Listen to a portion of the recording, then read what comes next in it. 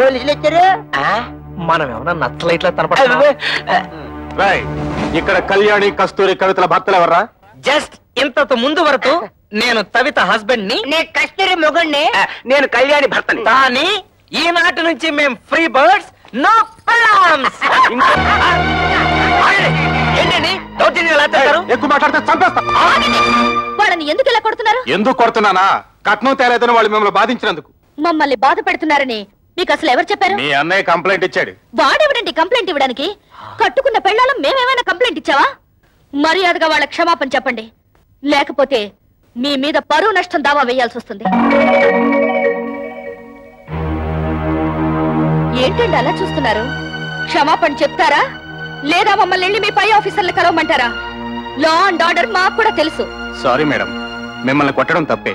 అది తొట్టడానికి ముందు ఆలోచించాలి.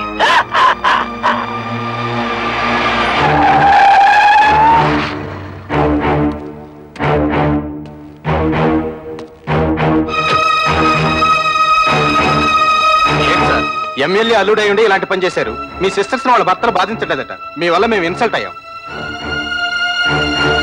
ఏంటయ్యా ఎంక్వైరీ చేయమంటే మా బాల్ మీద చేసుకున్నామంట? పెద్ద గొప్పడిలే, వెళ్ళవయ్యా. నన్ను క్షమించండి అక్క. బాల్ మిమ్మల్ని బాధలు పెడుతున్నారని తెలిసి ఆ కోపంలో కంప్లైంట్ ఇచ్చాను. మీరు ముగ్గురు ఉద్యోగాలు చేస్తున్నారని తెలిసి నేనంత ఫీల్ అయ్యానో తెలుసా? ఇక నుంచి మీరు ముగ్గురు ఉద్యోగాలు చేయాల్సిన కర్మ లేదు. మీ నలుగురికి 4 లక్షలు తెచ్చాను. అప్పుడేదో డబ్బు టైట్లో ఉండి ఆ టెన్షన్ లేదో అంటే నాన్న కోపంతో వచ్చేశారు. నువ్వు కూడా ఏంటన్నా కుర్రతనంగా నేనేదో అంటే కోపంతో వచ్చాడేనా? ఇరుగు పొరుగు వాళ్ళంతా నన్నంత అసహ్యంగా చూస్తున్నారో తెలుసా? నాకు మీరు అక్కడ తప్ప ఇంకెవరున్నారు నాన్న? చూడు, వాళ్ళకింకా నా మీద కోపం పోలేదు. ఇదిగో ఈ డబ్బు నువ్వే నీ చేత్తో తీసుకుని వాళ్ళకి ఇచ్చేసేయి. చిన్న చెల్లి పెళ్లి నేను దగ్గరుండి ఘనంగా జరిపిస్తాను. దీనికి కావాల్సిన డబ్బు నగలు ఇందులో ఉన్నాయి. ఈ బుద్ధి నీకు ముందే ఉండుంటే ఈ గొడవలన్నీ వచ్చేవి కాదు కదరా. వాళ్ళ ముగ్గురు మన ఆస్తి కోసం కోర్టులో కేసు వేశారంట. ఇదేమన్నా బాగుందా చెప్పు? ఏమ్మా ఇది నిజమా? అవును, మమ్మల్ని తీసి పారేసిన వాడికి మా ఆస్తి మాత్రం ఎందుకు దక్కనివ్వాలి? ఇంటి మీద అప్పు చేసే కదా ఫ్యాక్టరీ కట్టాను. ఇప్పుడు ఈ కేసులు గీసులు అంటే నా ఫ్యాక్టరీ మూసేస్తారు, నేను రోడ్డు మీద పడాలి. ఒరే గిరి, బాధపడకరా.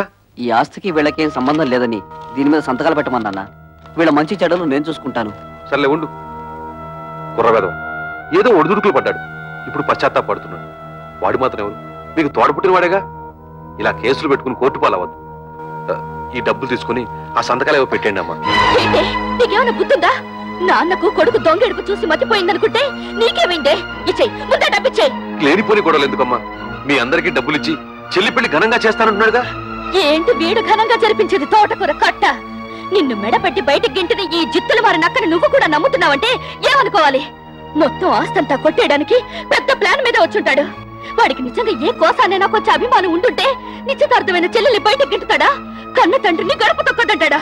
వాడికి అభిమానం లేకపోయినా మాకు ఆత్మాభిమానం ఉంది. అవును, వాడు సంతకాలు పెట్టించుకోవడానికి దొంగ నాటకాలు ఆడుతున్నాడు. ఎవరే నాటకాలు ఆడేది? ఇదన్నా మీరు మీ మొగుడు సంపాదించిన ఆస్తా, మా నాన్న సంపాదించిన ఆస్తి? మర్యాదగా కాగితాల మీద సంతకాలు పెట్టండి, లేకపోతే ఏం చేస్తానో నాకే తెలీదు. ఏంటో నువ్వు చేసేది? ఇస్తరాకులు ఈనిపులా కూటికి గదిలేని పోరంబొక్కులు చేసుకుని ఏంటే మీ నిలుగు? నాన్న నువ్వు చెల్లి నాతో. నువ్వేంటో దాన్ని పెళ్లి చేసేది? మావగారి కాళ్ళు నాకే కుక్క. మా మావగారిని ఏమనంటే గోమ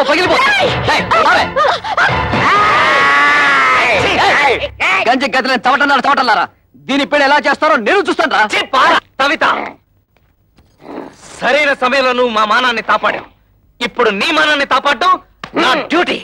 రెడ్ లైట్ పడినా సరే, గ్రీన్ లైట్ పడకపోయినా సరే దూస్తెళ్ళిపోతా. మా బ్రదర్స్ అందరం కలిసి మీ చెల్లెలి పెళ్లి ఎగ్జిబిషన్ లెవెల్.